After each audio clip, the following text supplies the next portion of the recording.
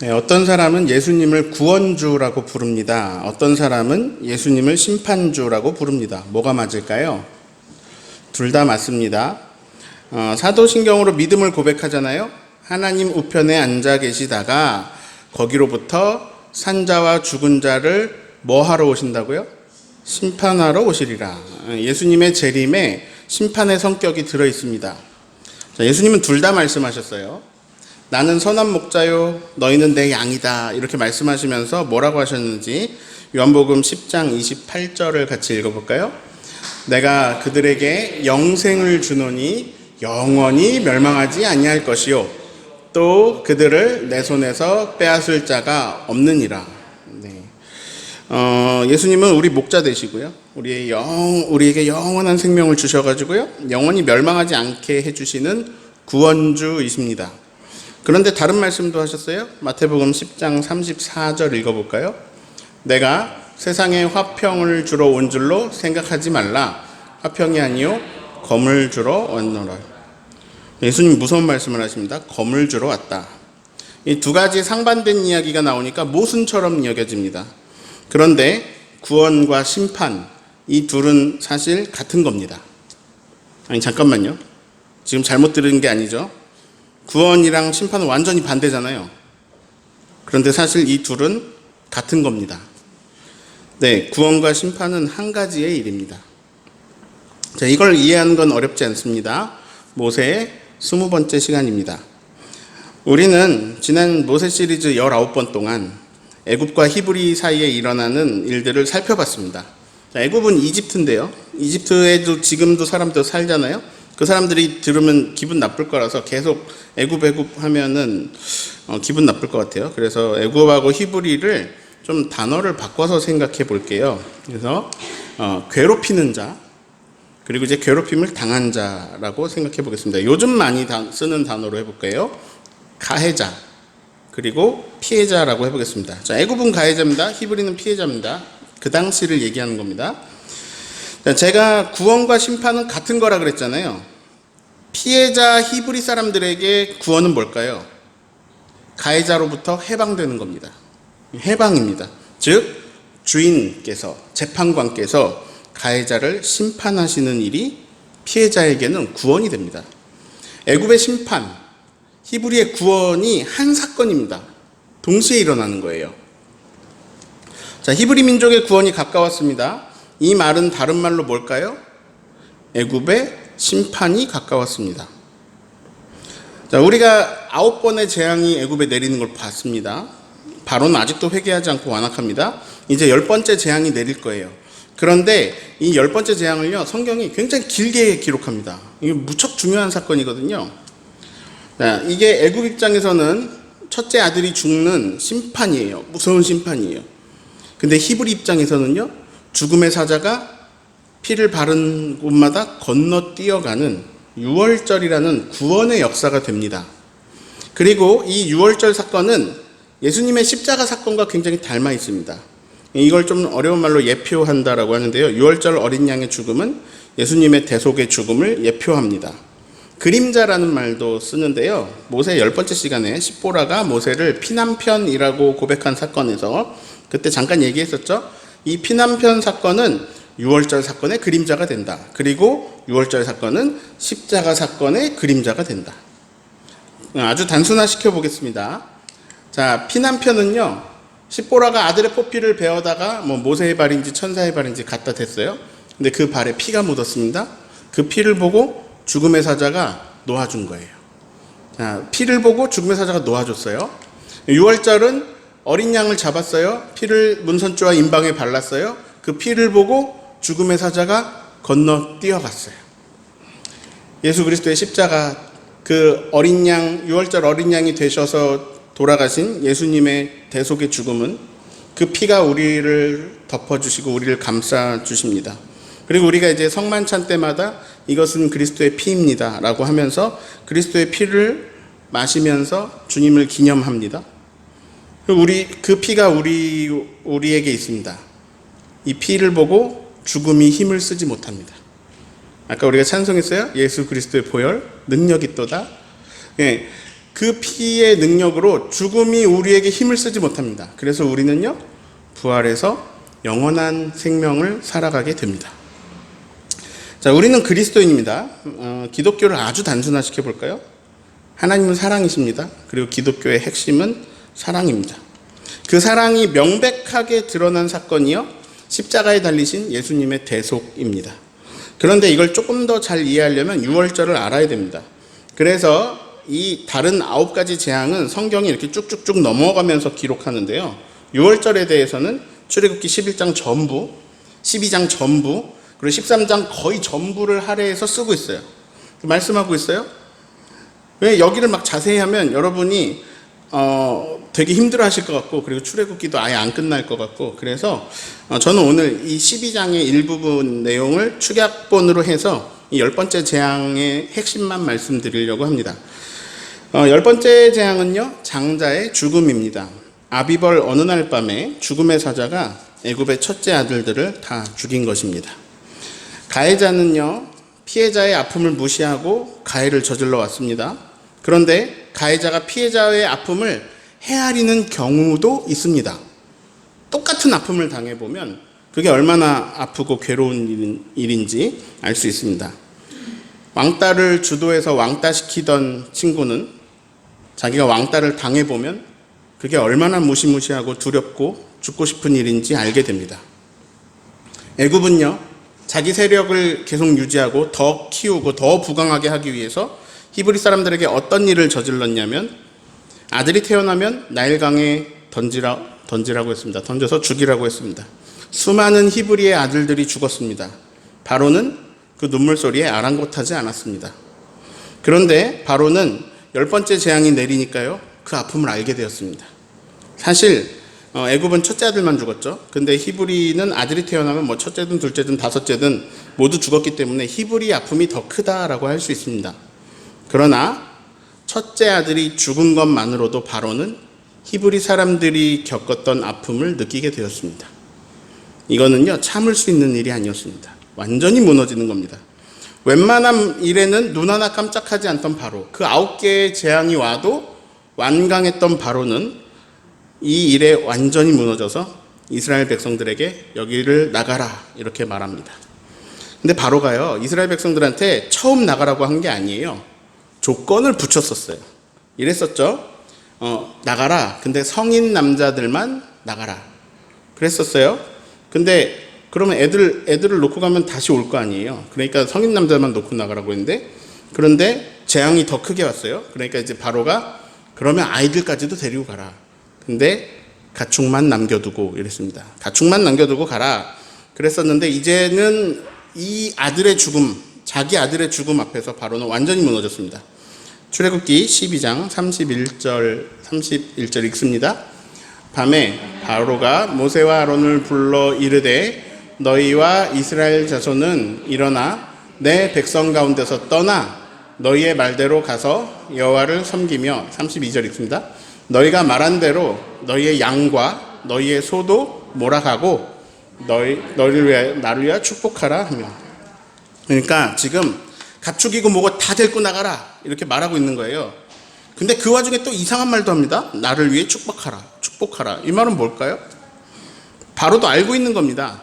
여호와 하나님만이 참 신이시다라는 거를 이 10가지의 재앙을 경험하면서 알게 된 겁니다.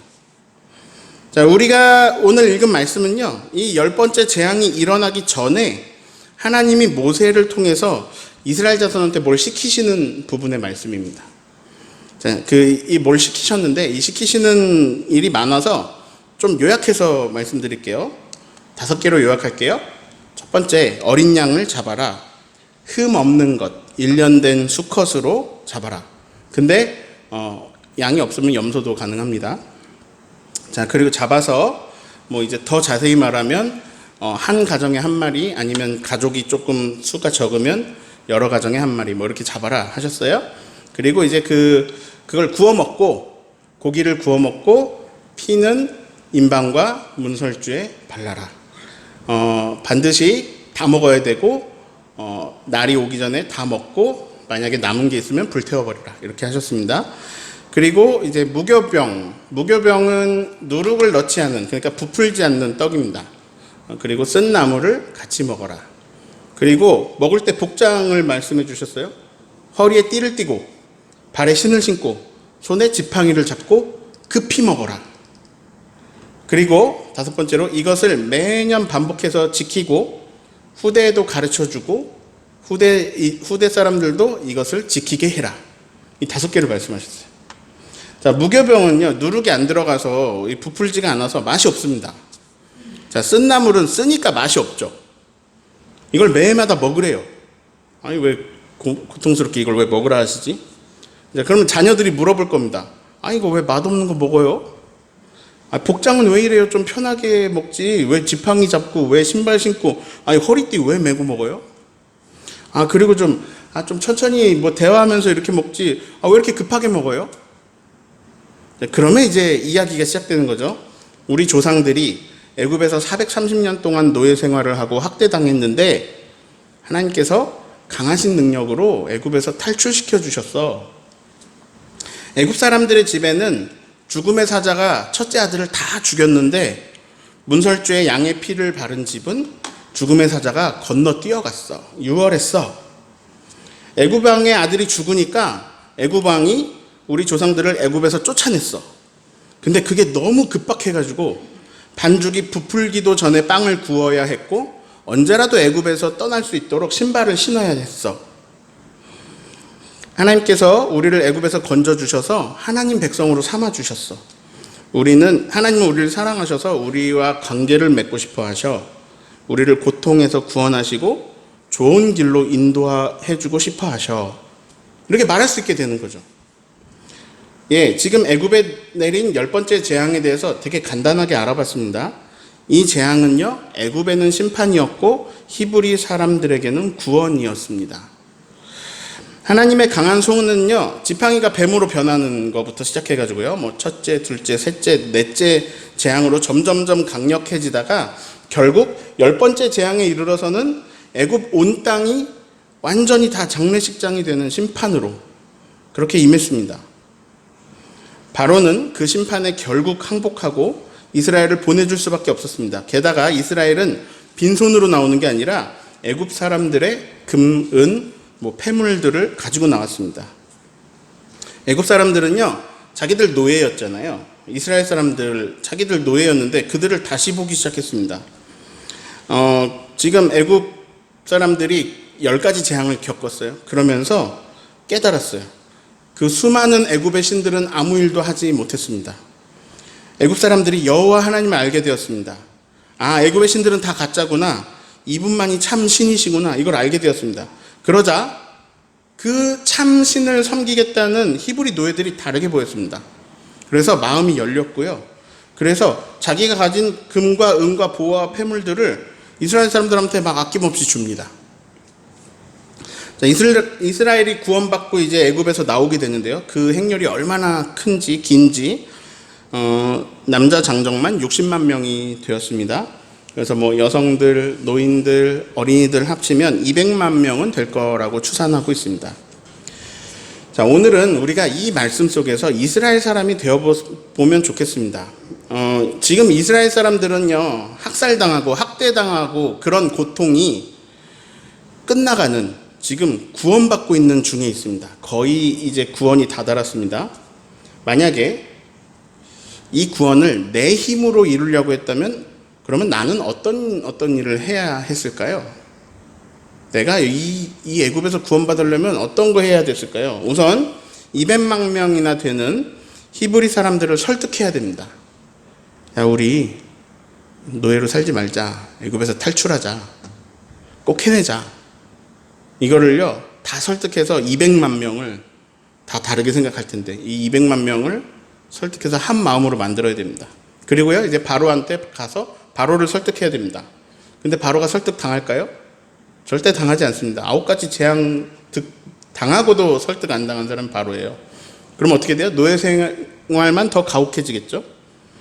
그러면 결국 이제 최강 군사력을 가진 그 애굽하고 싸워서 이겨야 됩니다. 근데 히브리 사람들은 군사 훈련을 받지 않았습니다. 그리고 아들들을 다 죽여가지고요, 싸울 사람도 끊겼습니다. 그러나 그러든 말든 싸워서 이겨야 됩니다. 그래야 애굽에서 구원받을 수 있습니다. 내 힘으로 하려면요. 그래서 군사 일으키고 군사 훈련시키고 몰래 해가지고 애굽을 이기고 그들을 힘으로 짓눌러야만 그들의 은금 패물을 전리품으로 뺏어서 가질 수 있습니다. 지금 제가 무슨 말 하고 있는 거예요? 즉, 내 힘으로는 구원에 이를 수 없습니다. 네. 그런데 지금 말도 안 되는 일들이 일어나고 있습니다. 정말로 구원이 임한 거예요. 정말로 해방이 가까웠습니다. 얼마나 급한지 반죽을 부풀리지도 않고 떡을 구워야 했습니다. 이게 현실이에요. 막 무교병을 만들면서 이게 무슨 일이야? 구원이 현실이 되었습니다. 자, 누구의 힘으로 되었습니까? 전적으로 여호와 하나님의 강한 손으로 이루어진 구원입니다. 애굽은 너무 강해요. 그런데 하나님이 그 애굽보다 훨씬 더 강해요. 구원은 하나님께 있습니다. 예, 성경은 계속 기록해요. 구원은 하나님께 있습니다. 이것은 의심할 여지가 없습니다. 그런데요, 의문점이 생기는 부분이 있습니다. 자, 시브라와 부하를 통해서, 산파들을 통해서 아이들을 살리시고, 그리고 지금 요게벳 미리암을 통해서 갈대상자 만들어서 나일강에서 아이 살리고, 애국 공주를 통해 모세를 살리시고, 그 모세를 미디안 광야에서 40년간 훈련시키시고, 그 모세를 떨기나무 속에서 부르시고, 그리고 그 모세에게 능력의 지팡이를 주고 아론도 붙여주고 강하신 손으로 계속해서 애굽을 혼내주셔가지고 마침내 구원을 이루셨어요. 자, 이것 다 누가 한 거예요? 하나님이. 이 모든 일이 다 하나님이 하신 겁니다. 자, 이 해방에 이스라엘 백성이 한 게 뭐예요? 없어요. 네. 뭐 했냐면요, 모세 원망했어요. 너 때문에 우리가 더 힘들게 일하게 됐어. 그 과정에서. 그거 말고 없어요. 전부 하나님의, 전적으로 하나님이 이루신 구원이에요. 근데 그 구원을 다 이루신 하나님이 혼자 다 이루시면서 오늘 말씀에서 하나님의 백성들에게 뭔가를 요구하십니다. 아까 5가지 봤는데요, 이 말씀이에요. 근데 이거 다 기억하기 좀 힘드니까 한 가지로 줄여볼게요. 양의 피를 문설주에 발라라. 자, 양의 피는 왜 발랐죠? 왜 발랐어요? 왜 발랐습니까? 구별하기 위해서.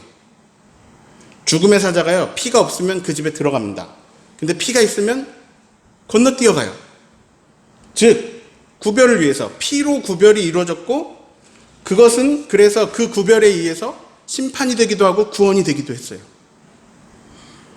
자, 제가 궁금한 거는 구별하시기 위해서 왜 뭔가를 시켰냐는 거예요. 하나님이 신이잖아요.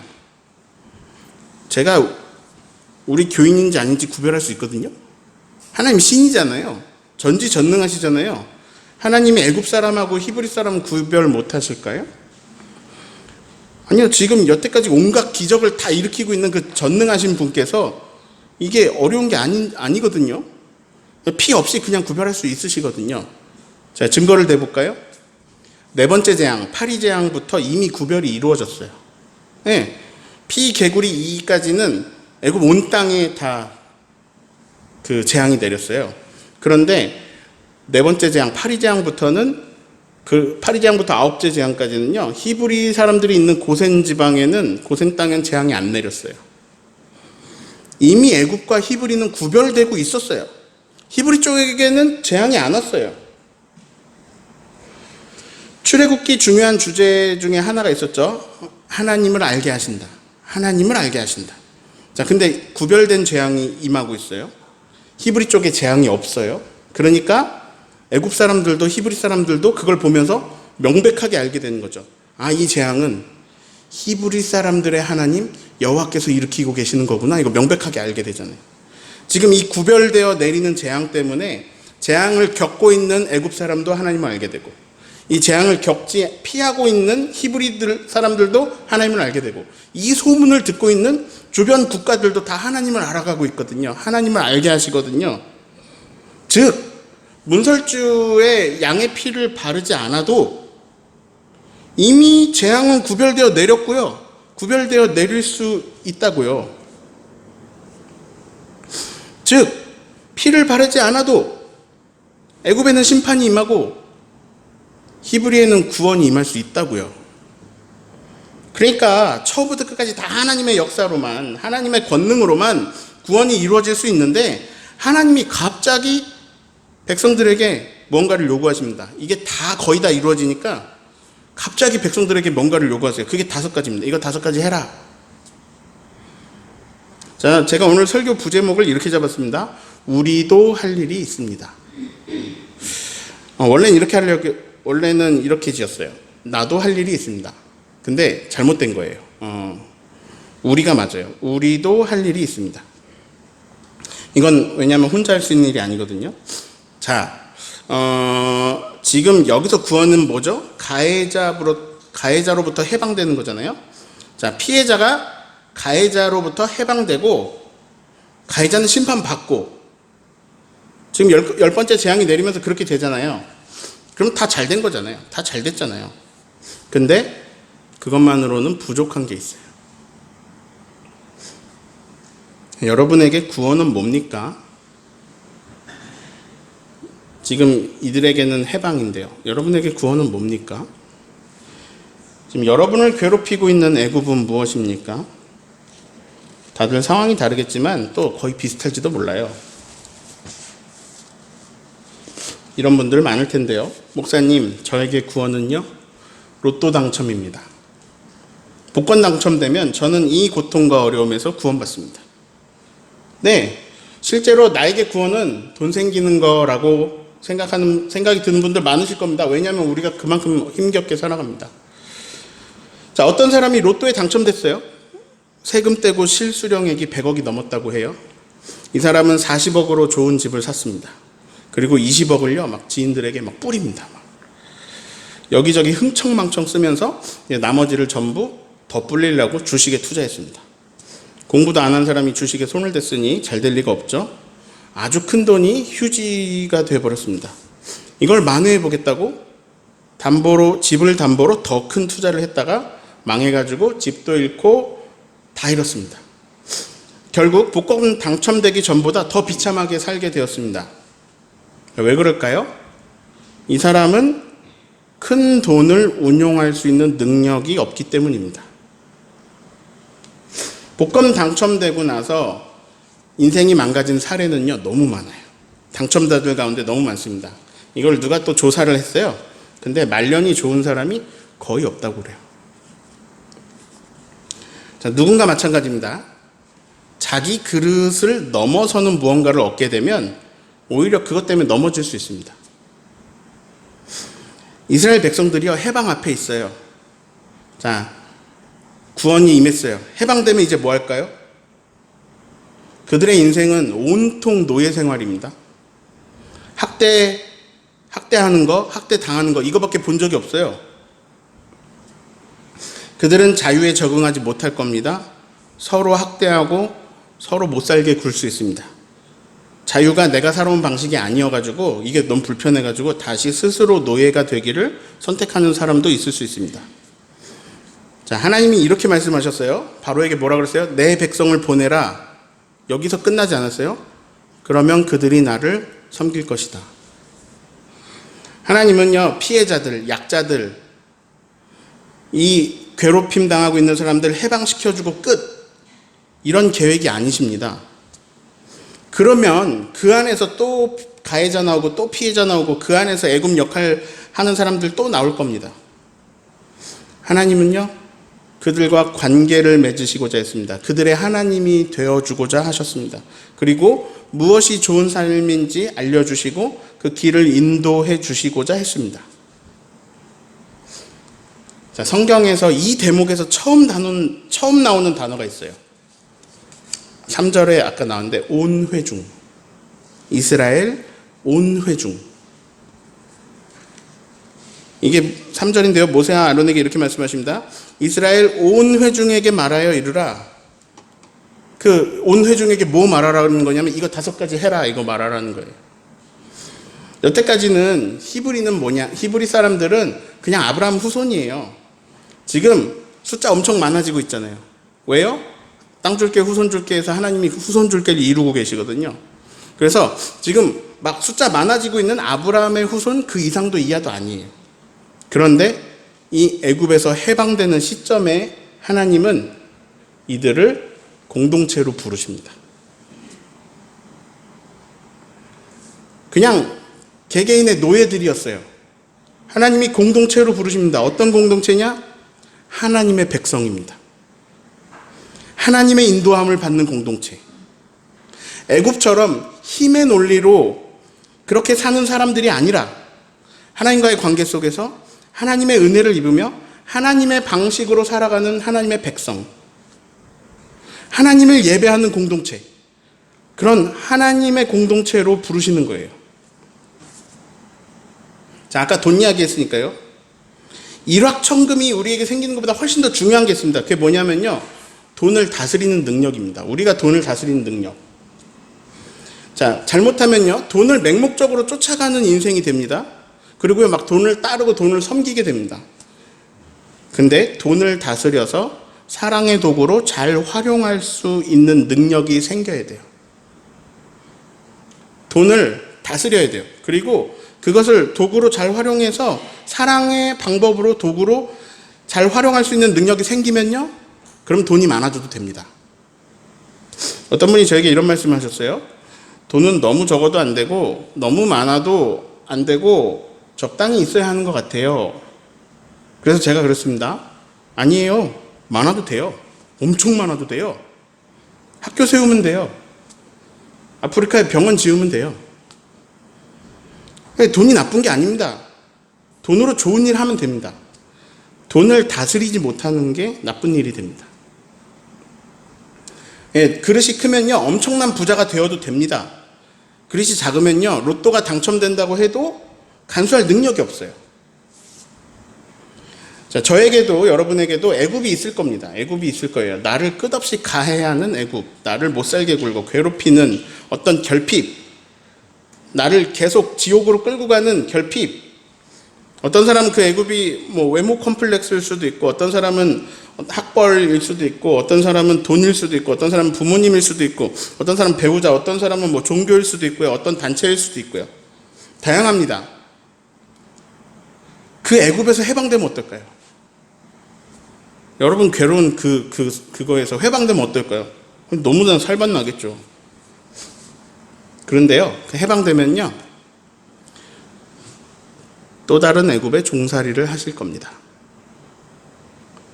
하나님이 주인이 아니시라면 다른 주인을 모시고 살 겁니다. 적어도 만몬을 모시고 살 확률이 높습니다. 하나님이 창조하신 세계에서요, 하나님이 주신 생명으로 살잖아요. 그러면서 하나님의 방식으로 살지 않으면요, 우린 길을 잃을 겁니다. 그래서 히브리 사람들에게 해방이 굉장히 중요한데, 지금 피해자에게 해방이 중요한데, 이 해방만큼이나 중요한 건요, 앞으로의 삶입니다. 하나님의 백성 되어서 하나님과 관계 맺으면서 하나님을 경배하며 사는 삶, 예배 공동체.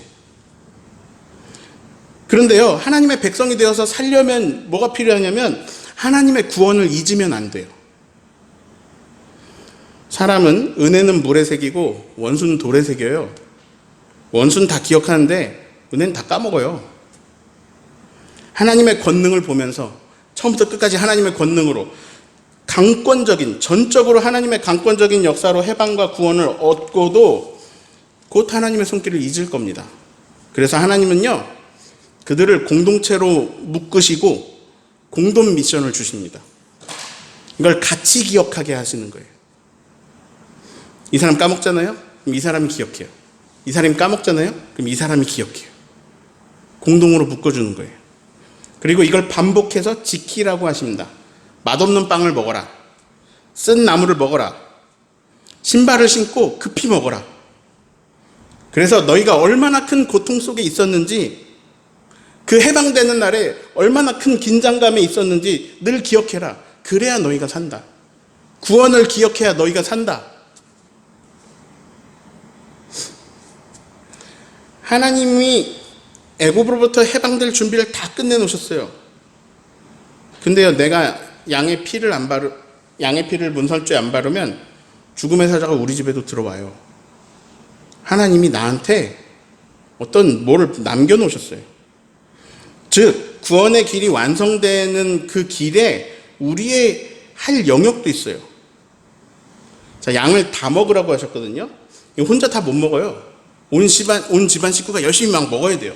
급하게. 가족 수가 너무 많으면 옆집이랑 협력해서 한 마리만 잡아서 다 먹어야 돼요. 그러니까 회중 안에서 있고 그 회중의 일원으로서 양을 잡고 그 피를 바르고 무교병을 먹고 쓴나물을 먹어야 돼요. 이거를 공동체가 같이 하는 거예요. 출애굽을 같이 기억하는 거예요. 그리고 그걸 후대에 계속 전해주는 거예요. 구원이 하나님께로부터 온다는 걸 계속 인식하는 거예요. 계속 하나님의 백성으로, 하나님의 은총으로, 하나님의 인도하심으로 살아야 돼요. 그래서 하나님이 우리에게 할 일을 남겨두셨어요. 만약에 해방됐어요. 구원 받았어요. 근데 얼마 지나지 않아서 하나님의 그 구원을 다 잊어버리면 그들은 같은 민족끼리 막 가해자가 되고 피해자가 되고 할지도 모릅니다. 그러면요, 애굽에 사는 것보다 더 비참해지는 거예요. 그 안에 또 다른 애굽이 세워지고 또 그 고된 노동으로 말미암아 탄식하며 부르짖는 소리로 가득하게 될 겁니다. 하나님이 주인이 아니시면요, 사람은 누가 크냐로 살게 돼 있어요. 사람은 제국을 세웁니다. 그래서요, 사람은 애굽처럼 되는 게 인생의 목표가 되거든요. 또 다른 애굽이 일어납니다. 정리합니다. 구원은요, 가해자의 심판으로 그리고 피해자의 해방으로 이루어집니다. 그런데 해방만큼이나 중요한 게 있어요. 그게 뭐냐면 해방된 이후에 하나님을 얼만큼 기억하느냐입니다. 그 구원을 얼만큼 기억하느냐예요. 해방된 이후에 하나님 백성으로 사느냐 마느냐, 하나님 백성으로 사느냐 다른 것에 노예되어 사느냐예요. 그래서 하나님은요, 전적으로 하나님의 능력으로 다 구원하시면서 의도적으로 우리가 할 일도 살짝 남겨두셨습니다. 바로를 막 군사력으로 무너뜨리고 온 이스라엘을 다 설득하고 하는 그런 우리의 영역을 넘어서는 할 수 없는 일이 아니라 우리가 할 수 있는 거, 피를 바르고 무교병을 먹는 거, 우리가 할 수 있는 정도의 쉬운 일로 우리의 영역을 남겨주셨어요. 지난주에 예수님하고 같이 멍에를 맨다 그랬잖아요. 내 짐은, 내 멍에는 가볍고 쉽다고 하셨잖아요. 주님이 우리에게 주시는 걸 할 수 있는 정도의 가벼운 일입니다. 나에게 배워라, 가벼워, 쉬워. 하나님이 하라고 한 건 할 수 있는 겁니다. 이 유월절 사건이 십자가 사건의 그림자가 됩니다. 하나님이요, 아담을 창조하시면서부터 예수님의 재림까지 하나님이 예수님을 통해서 구원을 다 이루어 놓으셨어요. 하나님 다 하셨어요. 그분이 다 하셨어요. 여러분 뭐 했어요? 한 거 없잖아요. 하나님이 구원 다 이루셨어요. 그런데 우리가 할 일도 남겨두셨어요. 그게 뭐냐면 예수 그리스도의 보혈이 나를 덮어주신다는 것을 잊지 않는 거예요. 그 피를 계속 기념하면서 성만찬을 나누는 예배 공동체로 묶이는 거예요. 예배 공동체가 되는 거예요. 내가 까먹으면 이 사람이 기억하게, 이 사람이 까먹으면 내가 기억하게, 예수 그리스도의 보혈을 계속 기억하면서 주님을 기념하는 거예요. 그래서 하나님을 예배하면서 하나님의 뜻대로, 하나님의 말씀대로, 하나님의 인도하심 속에 살아가는 겁니다. 이걸 벗어나면 내가 가해자가 돼요. 내가 가해자가 되면요, 두려워해야 됩니다. 왜냐하면 심판이 임할 것이기 때문입니다. 그리고 내가 피해자라면 소망을 품을 수 있습니다. 해방이 임할 것입니다. 그것을 다 이루시면서, 하나님이 다 이루시면서 우리의 할 일도 살짝 남겨주십니다. 왜냐하면 그 해방 자체가 목적이 아니라 해방만큼이나 중요한 그 해방 이후의 삶이 있기 때문입니다. 하나님은요, 혼자 다 이루시고 아주 작은 일을 우리에게 남겨두신 다음에 그 작은 일 시키시면서 우리를 이렇게 불러주십니다. 동역자야, 이렇게 불러주십니다. 하나님이 다 하셨거든요. 요만한 거 시키시면서 이렇게 불러주세요. 넌 나의 동역자다. 우리의 영역으로 남겨두시는 일은 엄청 어려운 일이 아닙니다. 이 10번째 재앙, 그 심판이자 동시에 구원의 맨 마지막 부분에 우리의 작은 순종을 남겨두셨습니다. 작은 일에 순종해서 애굽에서 벗어난 후에도 예배 공동체로 하나님의 권능을 계속해서 맛보며 살아가는 저와 여러분 되시기를 예수님의 이름으로 축원합니다.